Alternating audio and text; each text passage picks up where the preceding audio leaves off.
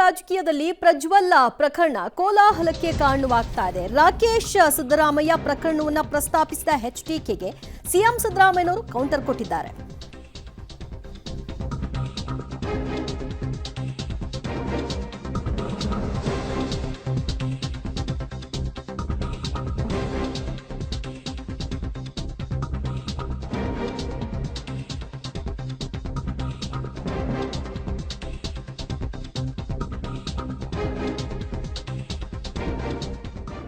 ರಾಜ್ಯ ರಾಜಕೀಯದಲ್ಲಿ ಪ್ರಜ್ವಲ್ ಪ್ರಕರಣದ ವಿಷಯವಾಗಿ ಒಬ್ಬೊಬ್ಬರ ಹೇಳಿಕೆಗಳು ಕೂಡ ವೈಯಕ್ತಿಕ ಮಟ್ಟಕ್ಕೆ ಹೋಗ್ತಾ ಇದೆ. ರಾಕೇಶ್ ಪ್ರಕರಣವನ್ನ ಎಚ್ ಡಿ ಕುಮಾರಸ್ವಾಮಿ ಅವರು ಪ್ರಸ್ತಾಪ ಮಾಡೋ ಮೂಲಕವಾಗಿ ನೀವು ಮೋದಿ ಅವರಿಂದ ಹೆಲ್ಪ್ ನ ಪಡೆದಿರಲಿಲ್ವಾ, ಆಗೇನಾಯ್ತು ಅನ್ನೋ ಇನ್ಸಿಡೆಂಟ್ ನ ಸಂಪೂರ್ಣ ದಾಖಲೆ ನನ್ನ ಬಳಿ ಇದೆ, ಅದನ್ನ ನಾನು ಹೊರಕ್ಕೆ ಬಿಡಬೇಕಾ, ಆ ಕೆಲಸ ನಾನು ಮಾಡಲ್ಲ ಅಂತ ಕುಮಾರಸ್ವಾಮಿ ಅವರು ಹೇಳಿದ್ರು. ಇದಕ್ಕೆ ಇವತ್ತು ಸಿಎಂ ಸಿದ್ದರಾಮಯ್ಯನವರು ತಿರುಗೇಟನ್ನ ಕೊಟ್ಟಿದ್ದಾರೆ. ಕುಮಾರಸ್ವಾಮಿ ಹೇಳ್ತಿರುವುದು ಎಲ್ಲವೂ ಕೂಡ ಸುಳ್ಳು, ನಾನು ಮೋದಿ ಅವರ ಜೊತೆಗೆ ಈ ವಿಷಯದಲ್ಲಿ ಮಾತುಕತೆಯನ್ನ ಮಾಡೇ ಇಲ್ಲ, ನನ್ನ ಮಗ ಸತ್ತಿರೋದು ಹೊರದೇಶದಲ್ಲಿ ಅಂತ ಸಿಎಂ ಹೇಳಿದ್ದಾರೆ. ಪ್ರಜ್ವಲ್ ರೇವಣ್ಣ ಪ್ರಕರಣವನ್ನು ಸದ್ಯ ಎಸ್ಐಟಿ ಕೊಟ್ಟಿದ್ದೀವಿ, ತನಿಖೆ ಆಗುತ್ತೆ ಅನ್ನೋದು ಮುಖ್ಯಮಂತ್ರಿಗಳ ಮಾತು.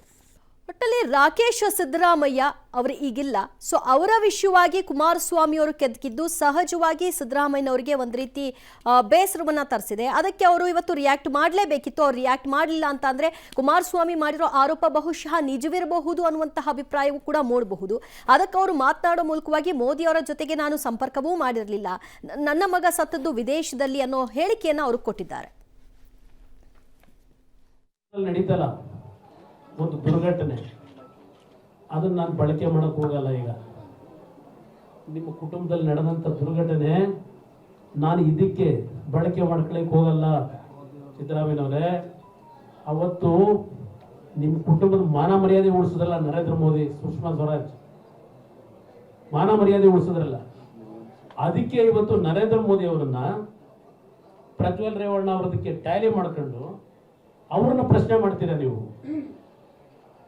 ಇದಾ ನಿಮ್ಮ ಸೌಜನ್ಯ? ಕೇಳಲಿಕ್ಕೆ ಬಯಸ್ತಾ ಇದ್ದೇನೆ. ನರೇಂದ್ರ ಮೋದಿ ಅವ್ರಿಗೂ ಪ್ರಜ್ವಲ್ ರೇವಣ್ಣ ಅವ್ರಿಗೂ ಸಂಬಂಧ, ಟಿಕೆಟ್ ಕೊಟ್ಟಿರ್ಬೋದು, JDS ಪಕ್ಷಕ್ಕೆ 3 ಅಭ್ಯರ್ಥಿಗಳನ್ನ ಹಾಕೊಳ್ಳುತ್ತೇನೆ. ಪ್ರಜ್ವಲ್ ರೇವಣ್ಣ ಅಭ್ಯರ್ಥಿ ಮಾಡಿರ್ತಕ್ಕಂಥದ್ದು BJP ಅಲ್ಲ, ಆ ಸ್ಥಾನ ನಮ್ಗೆ ಬಿಟ್ಕೊಟ್ಟಿದ್ರು. ಅಭ್ಯರ್ಥಿ ಮಾಡಿದ್ರೆ ನಾವು ಮಾಡಿದ್ದೇವೆ. ನಿಮ್ಮ ಮೋದಿ ಅವರು ಮತ್ತು ಸುಷ್ಮಾ ಸ್ವರಾಜ್ ತಮಗೆ ಹೆಲ್ಪ್ ಮಾಡಿದ್ರು, ಅದು ಅನುಕಂಪ ಕೂಡ ಸಿದ್ದರಾಮಯ್ಯ ಅವರಿಗಿಲ್ಲ ಅಂತೇಳಿ ಸುಳ್ಳು. ನನ್ನ ಮಗ ಸತ್ತೋದು ಇಲ್ಲಿ ಹೊರದೇಶದಲ್ಲಿ, ನಾನು ನರೇಂದ್ರ ಮೋದಿ ಅವ್ರ ಜೊತೆ ಮಾತಾಡಿಲ್ಲ. ಇದನ್ನ ಕೇಳಪ್ಪ, ನರೇಂದ್ರ ಮೋದಿ ಅವ್ರ ಜೊತೆ ಮಾತಾಡಬೇಕಾದಂಥ ಪ್ರಮೇಯ ಏನಿದೆ? ಅವನು ಸತ್ತೋದ, ಡೆಡ್ ಬಾಡಿ ತಗೊಬಂದು ಇಲ್ಲಿಗೆ ನಮ್ಮ ದೇಶಕ್ಕೆ, ಆಯಿತು ಅಷ್ಟೇ. ರಾಕೇಶ್ ಅದನ್ನ ಸುಳ್ಳು ಈ ಥರ ಎಲ್ಲ ಹೇಳೋದು. ನಾನು ನರೇಂದ್ರ ಮೋದಿ ಜೊತೆಲೂ ಮಾತಾಡಿಲ್ಲ, ಯಾರ ಜೊತೆಲೂ ಮಾತಾಡಿಲ್ಲ, ಕೇಂದ್ರದವ್ರ ಜೊತೆ. ಮತ್ತಷ್ಟು ಮಾಹಿತಿ ಪಡೆಯೋಣ ನಮ್ಮ ಪ್ರತಿನಿಧಿ ದಿಲೀಪ್ ಕುರುಂದವಾಡೆಯಿಂದ. ದಿಲೀಪ್, ಸದ್ಯ ಈ ಪ್ರಕರಣ ಯಾವ್ಯಾವ ಹಂತಕ್ಕೆ ಹೋಗುತ್ತೆ ಏನು ಅನ್ನೋದೇ ಗೊತ್ತಾಗ್ತಾ ಇಲ್ಲ. ಸಿದ್ದರಾಮಯ್ಯನವರ ಪುತ್ರ ರಾಕೇಶ್ ಸಿದ್ದರಾಮಯ್ಯ ಅವರ ಬಗ್ಗೆ ಪ್ರಸ್ತಾಪ ಮಾಡಲ್ಲ, ಅದ್ರ ಬಗ್ಗೆ ಮಾತನಾಡಲ್ಲ ಅಂತಾನೆ ಕುಮಾರಸ್ವಾಮಿ ಅವರು ಮಾತನಾಡಿದ್ರು. ಅದಕ್ಕೆ ಸಹಜವಾಗಿ ಬೆಳಗಾವಿಯಲ್ಲಿದ್ದಂತಹ ಮುಖ್ಯಮಂತ್ರಿಗಳು ಪ್ರತಿಕ್ರಿಯಿಸಿದ್ದಾರೆ.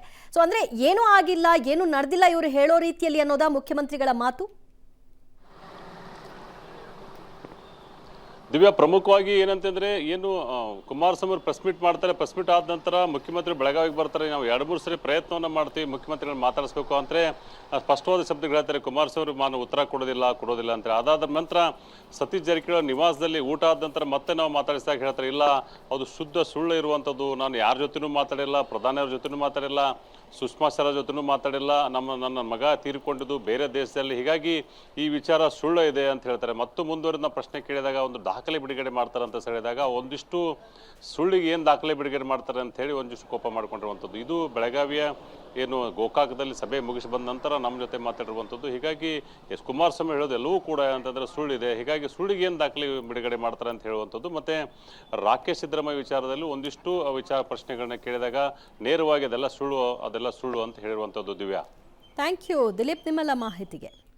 ಓಕೆ, ಸಿದ್ದರಾಮಯ್ಯನವ್ರು ಇವಾಗ ಏನು ಹೇಳೋಕ್ಕಾಗತ್ತೆ? ಒಂದು ಕಡೆ ಅವಾಗೆಲ್ಲ ಏನೋ ಒಂದಷ್ಟು ಏನೇನೋ ರೂಮರ್ಗಳು ಬರ್ತಾ ಇದ್ರು ಕೂಡ ಆಗಲೂ ಸಿದ್ದರಾಮಯ್ಯರು ಮುಖ್ಯಮಂತ್ರಿ ಆಗಿದ್ದಂಥವ್ರೇನೆ. ರಾಕೇಶ್ ಫಸ್ಟ್ ತೀರೋದಾಗ ಫಸ್ಟ್ ಟೈಮ್ ಮುಖ್ಯಮಂತ್ರಿ ಆದವರು. ಅವ್ರು ಹೇಳೋ ಪ್ರಕಾರ ನಾವೇನೂ ಮೋದಿಯವ್ರ ಜೊತೆ ಮಾತಾಡೇ ಇಲ್ಲ, ಅಲ್ಲಿಂದ ಇಲ್ಲಿಗೆ ಬಾಡಿಯನ್ನು ತಂದ್ವಿ ಅಂತ. ಬಟ್ ಆ ಥರ ಒಂದು ದೇಶದಿಂದ ಇನ್ನೊಂದು ದೇಶಕ್ಕೆ ಡೆಡ್ ಬಾಡಿಯನ್ನು ತರಬೇಕಾದ್ರೆ ಏನು ಲೆಕ್ಕ ಫಾರ್ಮ್ಯಾಲಿಟೀಸ್ ಇರುತ್ತೆ, ಯಾವುದು ಏನು ಎತ್ತ ಅಂತಕ್ಕಂಥದ್ದು ಅದೇನು ನಡೆದಿದೆಯೋ ಕುಮಾರಸ್ವಾಮಿ ಅವ್ರ ಹತ್ರ ಅದೇನು ಮಾಹಿತಿ ಇದೆಯೋ, ಏನು ದಾಖಲೆ ಇದೆಯೋ. ಬಟ್ ಈ ಸಂದರ್ಭದಲ್ಲಿ ನೀವು ಬಿಡುಗಡೆ ಮಾಡಿ ಅಂತ ಯಾರೂ ಅದನ್ನು ಆಗ್ರಹಿಸಲ್ಲ, ಆಗೋಗಿದೆ. ಬಟ್ ಆ ವಿಚಾರ ಯಾಕೆ ಇವಾಗ ಪ್ರಸ್ತಾಪಕ್ಕೆ ಬಂತು, ಯಾವ ಮಟ್ಟಕ್ಕೆ ಇಳಿತಾ ಇದೆ ರಾಜಕೀಯ ಅನ್ನೋದಷ್ಟೇ ಪ್ರಶ್ನೆ. ಕುಟುಂಬದಲ್ಲಿ ನಡೀತಲ್ಲ ಒಂದು ದುರ್ಘಟನೆ, ಅದನ್ನು ನಾನು ಬಳಕೆ ಮಾಡಕ್ಕೆ ಹೋಗಲ್ಲ. ಈಗ ನಿಮ್ಮ ಕುಟುಂಬದಲ್ಲಿ ನಡೆದಂಥ ದುರ್ಘಟನೆ ನಾನು ಇದಕ್ಕೆ ಬಳಕೆ ಮಾಡ್ಕೊಳಕ್ಕೆ ಹೋಗಲ್ಲ. ಸಿದ್ದರಾಮಯ್ಯನವರೇ, ಅವತ್ತು ನಿಮ್ಮ ಕುಟುಂಬದ ಮಾನ ಮರ್ಯಾದೆ ಉಳಿಸಿದ್ರಲ್ಲ ನರೇಂದ್ರ ಮೋದಿ, ಸುಷ್ಮಾ ಸ್ವರಾಜ್ ಮಾನ ಮರ್ಯಾದೆ ಉಳಿಸಿದ್ರಲ್ಲ, ಅದಕ್ಕೆ ಇವತ್ತು ನರೇಂದ್ರ ಮೋದಿ ಅವರನ್ನ ಪ್ರಜ್ವಲ್ ರೇವಣ್ಣ ಅವರದಕ್ಕೆ ಟ್ಯಾಲಿ ಮಾಡ್ಕೊಂಡು ಅವ್ರನ್ನ ಪ್ರಶ್ನೆ ಮಾಡ್ತೀರಾ ನೀವು? ಇದಾ ನಿಮ್ಮ ಸೌಜನ್ಯ? ಕೇಳಲಿಕ್ಕೆ ಬಯಸ್ತಾ ಇದ್ದೇನೆ. ನರೇಂದ್ರ ಮೋದಿ ಅವ್ರಿಗೂ ಪ್ರಜ್ವಲ್ ರೇವಣ್ಣ ಅವ್ರಿಗೂ ಸಂಬಂಧ, ಟಿಕೆಟ್ ಕೊಟ್ಟಿರ್ಬೋದು, JDS ಪಕ್ಷಕ್ಕೆ 3 ಅಭ್ಯರ್ಥಿಗಳನ್ನ ಹಾಕೊಳ್ಳಿ ಅಂತ ಹೇಳಿ. ಪ್ರಜ್ವಲ್ ಮೋದಿ ಅವರು ಮತ್ತು ಸುಷ್ಮಾ ಸ್ವರಾಜ್ ತಮಗೆ ಹೆಲ್ಪ್ ಮಾಡಿದ್ರು, ಅದು ಅನುಕಂಪ ಕೂಡ ಸಿದ್ದರಾಮಯ್ಯ ಅವ್ರಿಗಿಲ್ಲ ಅಂತೇಳಿ ಸುಳ್ಳು. ನನ್ನ ಮಗ ಸತ್ತೋದು ಇಲ್ಲಿ ಹೊರದೇಶದಲ್ಲಿ, ನಾನು ನರೇಂದ್ರ ಮೋದಿ ಅವ್ರ ಜೊತೆ ಮಾತಾಡಿಲ್ಲ. ಇದನ್ನ ಕೇಳಪ್ಪ, ನರೇಂದ್ರ ಮೋದಿ ಅವ್ರ ಜೊತೆ ಮಾತಾಡಬೇಕಾದಂಥ ಪ್ರಮೇಯ ಏನಿದೆ? ಅವನು ಸತ್ತೋದ, ಡೆಡ್ ಬಾಡಿ ತಗೊಬಂದು ಇಲ್ಲಿಗೆ ನಮ್ಮ ದೇಶಕ್ಕೆ, ಆಯಿತು ಅಷ್ಟೇ. ರಾಕೇಶ್ ಅದನ್ನ ಸುಳ್ಳು ಈ ಥರ ಎಲ್ಲ ಹೇಳೋದು. ನಾನು ನರೇಂದ್ರ ಮೋದಿ ಜೊತೆಲೂ ಮಾತಾಡಿಲ್ಲ, ಯಾರ ಜೊತೆಲೂ ಮಾತಾಡಿಲ್ಲ, ಕೇಂದ್ರದವ್ರ ಜೊತೆ.